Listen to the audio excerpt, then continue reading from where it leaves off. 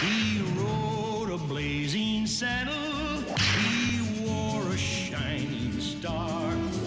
His job to offer battle to bad men near and far.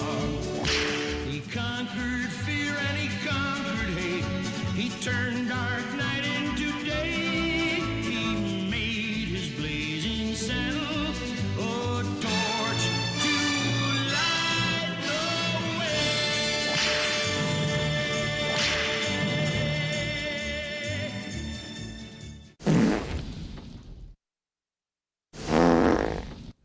Blazing Saddles was, for me, was a film that truly broke ground. It also broke wind, and maybe that's why it broke ground. But there were a lot of avant-garde conceptions in that movie. I wrote a script, first draft, 1971. That's where it began. And Warner Brothers, lo and behold, bought it, much to my amazement. And they hired Alan Arkin to direct it and James Earl Jones to play the Black Sheriff. Well, can't you see that's the last act of a desperate man? We don't care if it's the first act of Henry V. We're leaving. And for some reason that fell apart. So they said, how about Mel Brooks? I said, Mel Brooks? Asking me, he's one of my heroes. They sent the script to Mel, and he read it, liked it. We talked a little bit about it.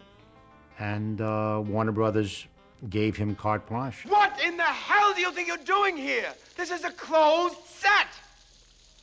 Piss on you. I'm working for Mel Brooks. Not in the face.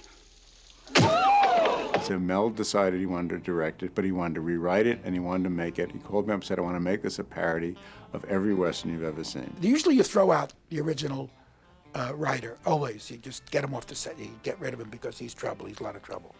I like Bergman. I like what his concept was very basic. His concept was play 1874 in 1974. I said, okay, great.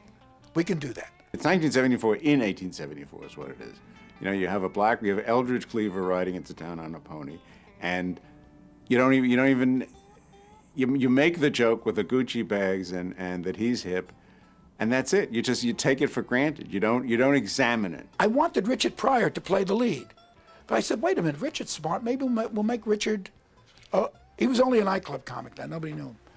So I called Richard and I said, Richard, come write with us. He said, okay. The writing process was insane when there were 5 of us writing, which was about 8 weeks of a first draft. It was like writing the show of shows again. It was all being in a room, competing with each other. It was really hilarious between, Mel and Richie. It was a really funny room. People had different specialties. For instance, instead of writing the Black Sheriff, Richard Pryor concentrated on Mongo, the character Alex Karras played. He wrote most of the Mongo stuff. I mean, he loved Mongo. He came up with crazy stuff like Mongo, only porn and Game of Life. I mean, just insane, wonderful, brilliant stuff. I'm the marshal in this here town, and you're a big fat fairy. Hold it. If you want to draw on me, put a quarter in the machine.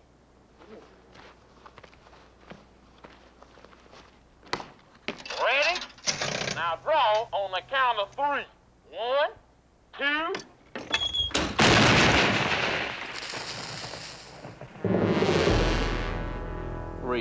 What would happen is it would be like a game of telephone.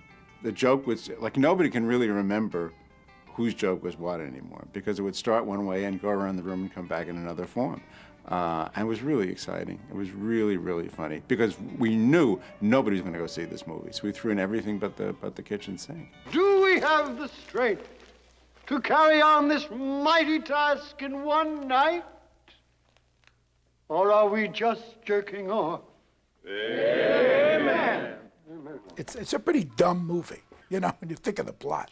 But we just use it as a basis to make fun of people in life. Everybody gets, slammed. Well, I think he's making the absurdity, the whole absurdities of what prejudices are about. And we laugh at ourselves. What kind of people are we anyhow? I say we stay and fight it out. One of the first things on my desk when we came out from New York was from their censor department, or the TV department, actually. It was 4 or 5 pages, singularly spaced. One word on the left side said delete, and then every curse word that's in the picture, you know. I couldn't believe that somebody could do a memo like that. Now, of course, if we did that, you have a 9-minute movie and there's no sense making it. Hey, boys, look what I got here. Hey, where are the white women at? The engine that drove Blazing Saddles was hatred of the black. It was race prejudice. Without that, the movie would not have had nearly the significance, the force, the dynamism, and the stakes that were contained in the film. As chairman of the Welcoming Committee, it is my privilege to extend a laurel and hearty handshake to our new nigger.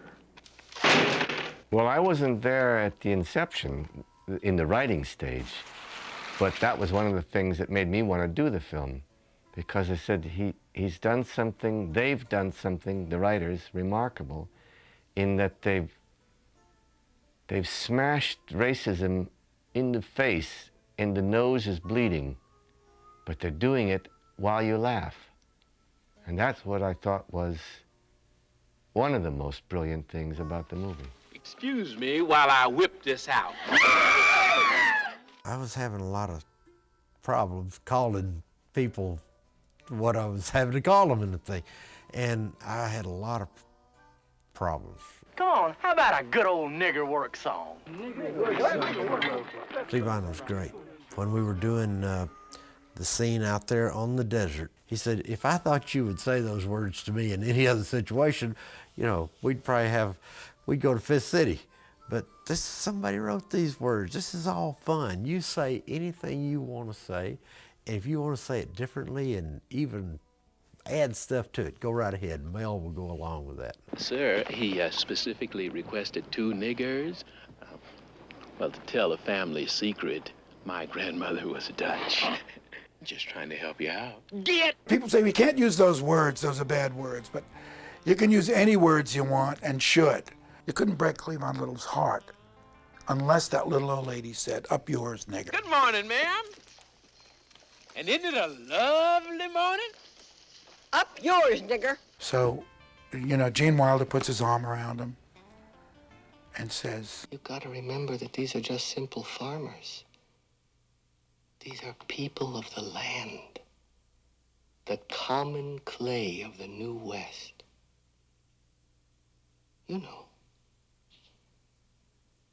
morons. You know, so it was a perfect, wonderful joke. For a lot of reasons, you couldn't make this movie today because you couldn't say nigger in a movie today, even in a comic way. I mean, Richie Pryor was like the last person who could do it in a stand-up, and he won't do it anymore. I've got to talk to you. Come here. Have you gone berserk? Can't you see that man is a nit? It's been in a lot of movies, a lot of serious films, tackled by very serious filmmakers. This seemed to be a way to really hit hard at it and call it what it was and what people are and still laugh about it.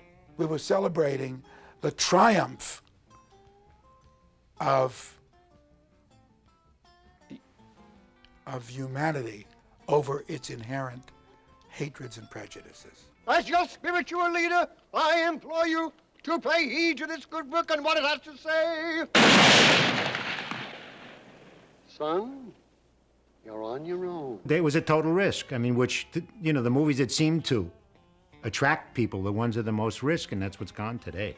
You know, there's no risk. There's too many stock options to risk anything. We've got to protect our phony baloney job, gentlemen. We must do something about this immediately. Immediately. Harumph, harumph, harumph, harumph. I didn't get a harumph out of that guy. Give the governor harumph. Harumph? You watch your ass. I went to Warner Brothers and said, Richard Pryor is Black Bart. He's the guy. He's brilliant. He's going to be a big star. Richie, in those days, was phenomenal and a little bit unreliable here and there. I remember once we were writing and we were there and Richie didn't show up. Phone rings. Richie, where are you? Detroit. What are you doing in Detroit? Well, I met a couple of girls last night. I'm in Detroit, and I need $200 to come back. So we sent him the $200, and he came back. Warner Brothers was afraid to take a chance on Richard, and so they decided not to cast him in it. They wanted us to go with Flip Wilson. And it would have been a different picture. And then, fortunately, they found Cleavon Little, who was wonderful in the part. The fool's going to... I mean, the sheriff's going to do it!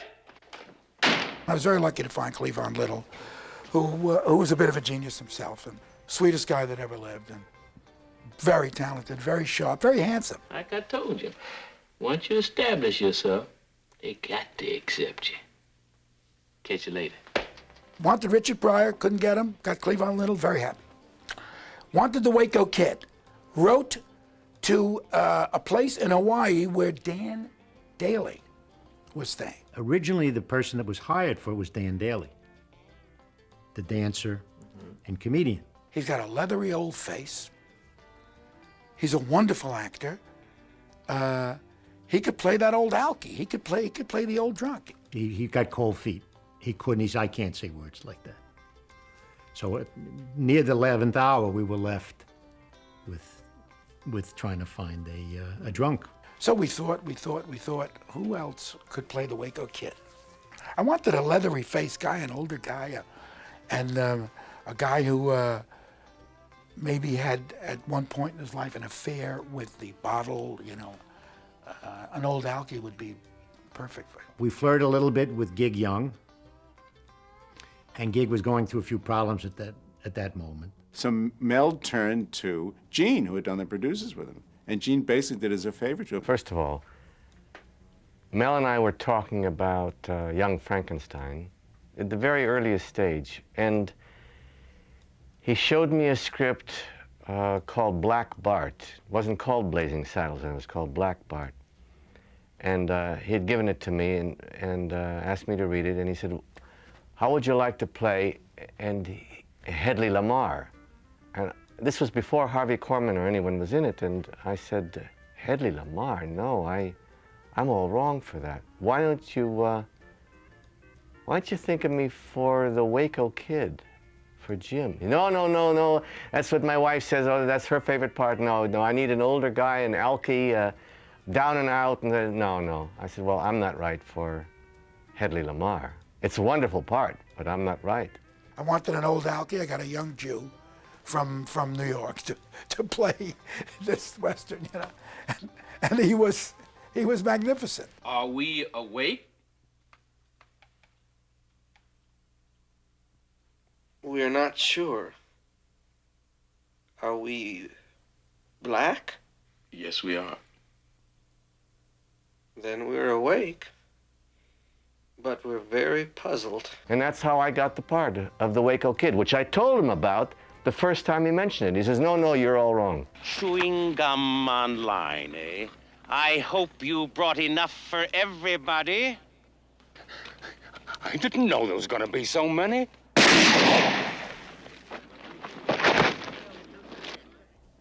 Boy, is he strict. Harvey Korman is undeniably one of the great comic geniuses of all time. Film geniuses. He could do anything. Oh, darn it, Mr. Lamar. You use your tongue prettier than a $20 whore. I had heard that he had asked Carl Reiner. I know I wasn't the first choice. I'm never the first choice on anybody's list. I'm going way down the list. You get this guy, no, he's got too much. Get this guy, no, he's busy doing something else. Then they get down to Korman, way down to Korman. He's the ultimate sketch actor. And playing Hedley Lamar, he heightened all the rest of the stuff because he can come up with stuff, and especially in the scenes with Mel. My one regret is that the first day of shooting was a scene where I'm in the office and he's signing, I'm trying to get him to sign something, and it's a whole thing with a paddle. And I was working too. That was the first day, and I felt like I had to work too hard, like I had to prove myself that I was really going to be okay in this part. And I did a little too much, and I improvised a little too much, and I made some lines that were kept, which I wasn't that happy or that proud of. I wish I could have taken the first day over again and just sort of eased into it. May I try one? Please do, sir. Thank you. These things are defective. Right as usual, sir. Show off there, sir. Just sign this, right here. Oh, okay, give us a hand here. All right, sir. He loved working with me so much Work. Hello, boys. Have a good night's rest. I missed you. that he laughed on every take, so it was very difficult to get them. Normally he doesn't laugh. He could hold it in. It was such great fun. It was a fun set. Mel insists that there is a fun set. You can't do a comedy without. I've been in comedies where the set is stressed and people are worried about this, or there's egos going on and temperament and all that stuff. You can't have that on a comedy set, at least as far as I'm concerned. So it's always fun. It's great. There's an improvisatory. People are jumping in with ideas. Try this, let's do it. This was indeed one of those kind of pictures. Harvey knew what was going on, Gene knew what was going on, and Mel knew what was going on. That's about it. But the rest of us, we were just kind of saying, what in the world is this? You know, we couldn't, you can read a script, but you can't put it all together and then do it in pieces and think it's going to be anything. We thought, this is crazy. If you get together and everybody likes each other and helps each other and is comfortable with each other and wants to support each other, it works. He made the lieutenant governor, Hedley Lamar. By the way, Hedley Lamar sued us. And they said, what do we do? Should we go to court? I said, pay her, give her whatever she wants, you know.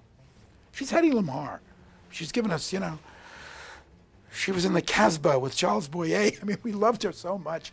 Pay her some money. Thank you, Hetty, thank you. It's not Hetty, it's Hedley Lamar. The hell are you worried about? This is 1874. You'll be able to sue her.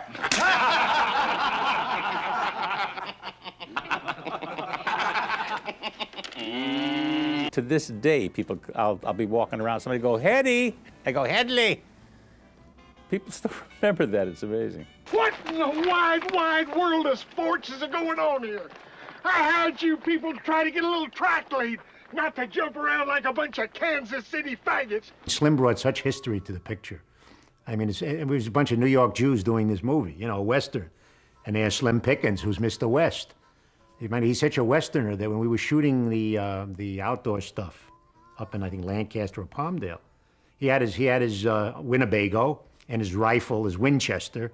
And when we came into the motel at night, he stayed out there. He and his dog and his campfire, his beans and his rifle. I said, Slim, you've made 100,000 movies, you know? Give me some advice. He'd say, whenever you get a chance, Mel, sit down. I said, sit down? That's your advice? I'm asking Orson Welles how you make Citizen Kane. He says, sit down. But he was right, because you can become exhausted, you know. Slim did not have words of wisdom. Yeah, they were wise, but they were not words of how to act, how to hold your head, how to hold your hands, where to look. His words were, do what feels natural to you. Say it the way you want to say it. If they're going to buy you, just like they're going to buy me, that'd be Slim talk, just like they're going to buy it the way we talk. And boy, it worked for him, it's worked for me. Send a wire to the main office and tell them that I said, ow! Send wire, main office, tell them I said, ow. Gotcha. We were eating lunch at Warner Brothers Commissary, and John Wayne was sitting next to us. And I mean, it's John Wayne. I mean, this is... So John Wayne looks over to Mel, and he says, I hear you doing a Western with you say, blow it out your ass. Mel says, yeah, that's right, John. And Mel says, and I'd like you to be in it. He says, oh, I can't be in a Western like that, but I'll be the first one to see it. Now, what the hell do you think you're doing with that tin star, boy? Watch that boy shit, redneck. You talking to the sheriff of Rock Ridge. I did a lot of dirty, crazy things and got them into the movie. The one thing Warner Brothers would not let me put in was a very good joke, really a good joke. A little dirty, a little risque, but really a good joke. They're in the dark, Cleavon Little and Madeline Kahn, Black Bart and Lily von Stupper in the dark. And they're obviously making love, and she says, Tell me, Schatzi, is it true what they say about the way you people are gifted? Oh, it's true. It's true. It's true, it's true. And then you hear Cleavon Little say, I hate to disappoint you, ma'am, but you're sucking on my arm. So, good. The crew loved it. You know, it was one of the big, we saw it dailies. I mean, it was one of the biggest laughs in the picture. But Warner Brothers said, you know, that's over the limit, you know, so. Hey, now, folks, that gal y'all been waiting for, double variant bombshell herself. Let's hear it for Lily Von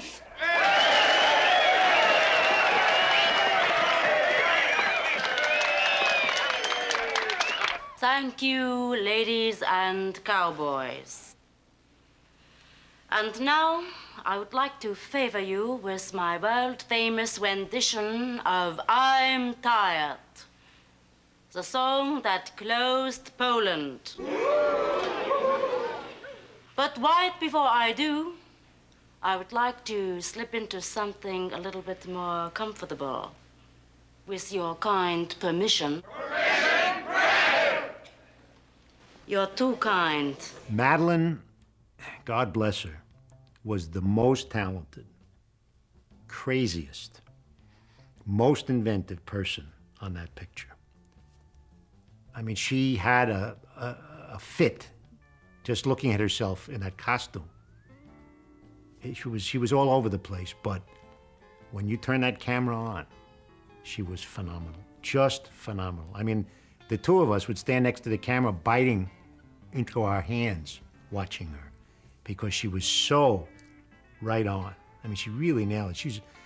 She was one of our great actresses, and it's a shame she died at such a young age.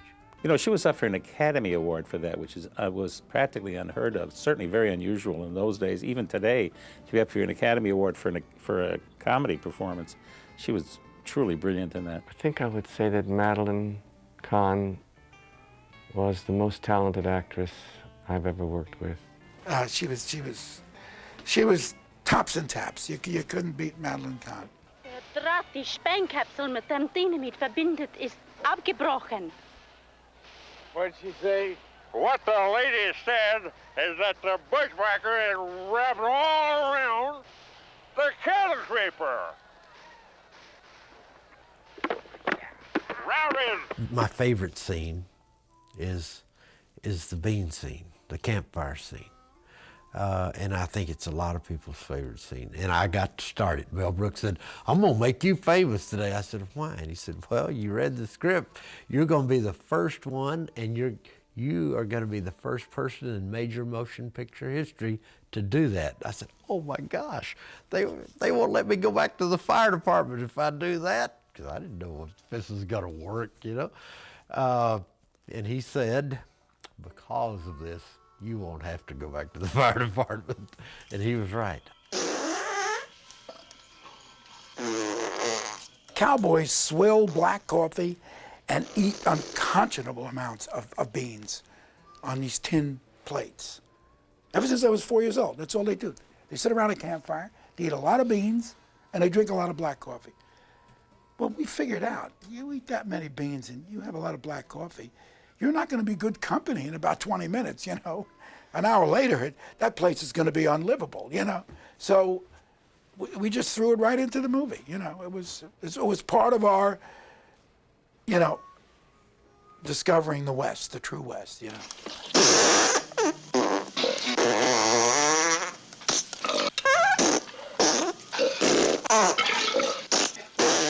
Mel always says when he mixed the scene, the campfire scene, they kept saying, you can't do it that loud.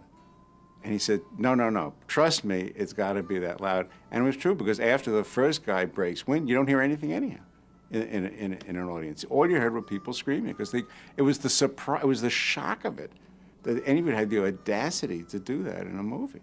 You should see it on television where they have to take all the sound out. It looks like a choreographed ballet of cowboys getting up from where they were sitting at a campfire and sitting down again.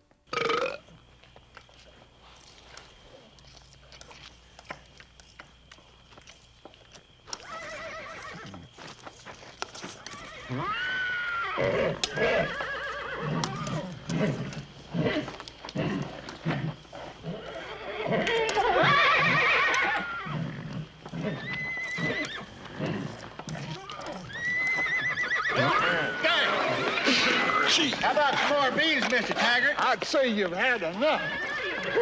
There will never, ever be another Blazing Saddles, ever.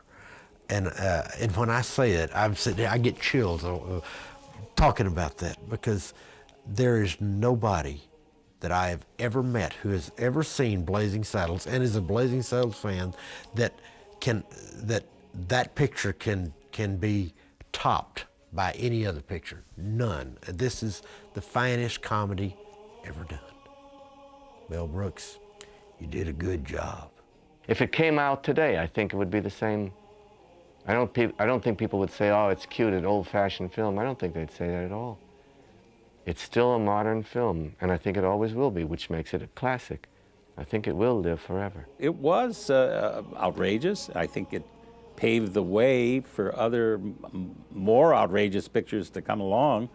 Sort of gave courage to a lot of filmmakers to go, hey, anything goes. Saddles is one of the few comedies that is not only long-lasting for audiences, but it keeps throwing off money to the people who made it in the first place. And I tell everybody that I'm living in the house that farts built.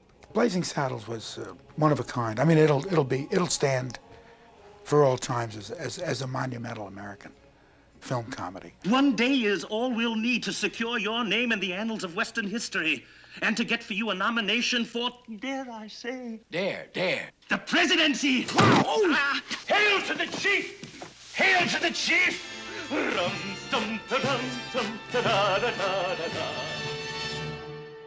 We're here, Governor.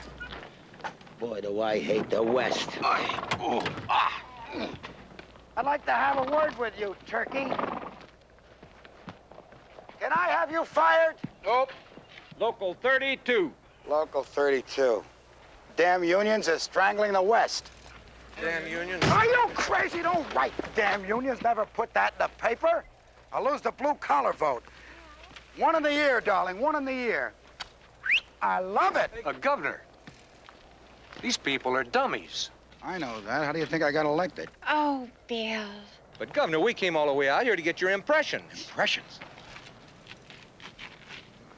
Governor, what are you doing? Harpo Marx. You wanted my impressions, didn't you? Watch this. Toulouse-Lautrec, my favorite. Crotch, legs, crotch. Absent. Governor, my paper has 5 million readers. 5 million readers. 5 million readers. Did you hear that? Take a picture of me. I'll be famous. Let's have a picture of me with one of these wonderful citizens, ladies and gentlemen, who have shown tolerance in lieu of hatred. Here we go. Here we. Can't you hold your damn head steady for one picture? You're a nervous wreck. You know that, don't you? Frontier pressures. The hidden star of Blazing Saddles was this red-headed Jewish girl who didn't know who she was. She didn't know whether she was destined to sing at the Met, because she could have done it. She had the pipes. The only thing that held Madeline back was a strange, almost psychological flaw called modesty. Mel Brooks was casting Blazing Saddles and looking for an actress to play Lily von Stupp. I knew I was in the presence of a great talent when she auditioned. I said, can you do an impression of Marlene Dietrich?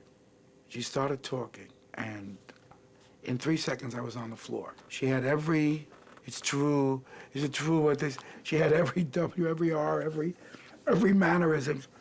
And then we hit an impasse. I said, show me your legs. In Blazing Saddles, we do a little Destry Rides Again takeoff, and we would want you to straddle a chair and show those gorgeous Dietrich gams. She said, my legs are beautiful. I said, I ain't gonna hire you till I see them. Right then and there, she ripped off her skirt and showed me her legs, and her legs were sensational. I wrote a song called I'm Tired. It was the dirtiest song I ever wrote in my life. Tired of being admired, tired of love uninspired. Let's face it, I'm tired. I've been with thousands of men again and again. They promise the moon. They're always coming and going and going and coming, and always too soon. Lifelong friendships were formed between the cast members of Blazing Saddles. I was doing a number called Push Out Your Hands, Stick Out Your Hook, whatever, and it was very funny. Lots of dancers and cowboys. I always felt I was being treated very nicely by the Lord if I was around her. I really, really felt, you know, blessed. Some actors, you go, they're gone, okay, let's spread out, you know.